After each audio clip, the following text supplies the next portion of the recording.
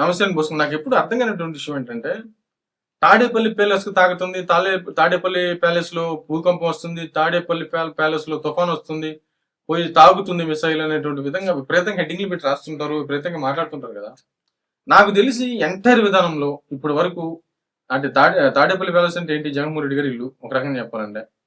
మరి ఆయనకి సంబంధించినంత వరకు ఏం భూకంపం రాలేదు, ఏ సునామీ రాలేదు, ఒక్క మిసైల్ కూడా తగిలినటువంటి పరిస్థితులు లేవు నాకు తెలిసినంత వరకు.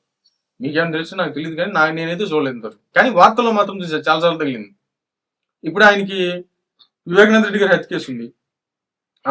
ఇదిగో అయిపోతుంది, పలానా వాళ్ళు అరెస్ట్ అయిపోయారు, వివేకానంద రెడ్డి, భాస్కర్ రెడ్డి, వైఎస్ భాస్కర్ రెడ్డి అరెస్ట్ అయిపోయాడు, ఇక నెక్స్ట్ వాళ్ళని కూడా అరెస్ట్ అయిపోతున్నారు, మెయిన్ వాళ్ళని అరెస్ట్ అయిపోతున్నారు, ఆ తాడేపల్లికి షేక్ వచ్చేసింది, వణుకు వచ్చేసింది అనేటువంటిది విపరీతంగా మాట్లాడారు. ఆ కేసు ఇడిపోయిందో కూడా తెలియదు, వివేకానంద రెడ్డి గారికి సంబంధించిన కేసు ఇడిపోయిందో తెలియదు, మళ్ళీ అది ఫైల్లోకి వస్తుందో ఏమో తెలియదు, సిబిఐ ఎందుకు పడుచుకోలేదో తెలియదు. అంటే ఒక భారతదేశంలో ఉన్నటువంటి విధానంలో ఒక ఎంపీ, నెక్స్ట్ ఎంపీ ఆయన చంపేస్తే ఇంతవరకు నేరం ఎవరు చేశారనేటువంటి విషయాన్ని తేల్చలేకపోయింది మన దర్యాప్తు విధానం. చాలా ఘోరమైనటువంటి విషయం. ఇట్లాగా తాడేపల్లి ప్యాలెస్ కొనుక్కొచ్చింది అది అని చెప్పేసి మనం ఎలక్షన్స్ ముందు విన్నాం ఆయన కేసులో.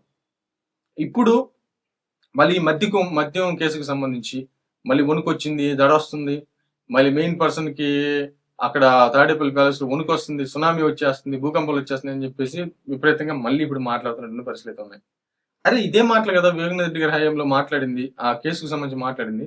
అప్పుడు ఏం చేయలేకపోయారు జగన్మోహన్ రెడ్డి గారిని, మరి ఇప్పుడు ఏం చేస్తారు అనేటువంటి విధంగా అనుమానం వస్తున్నటువంటి పరిస్థితి ఉన్నాయి.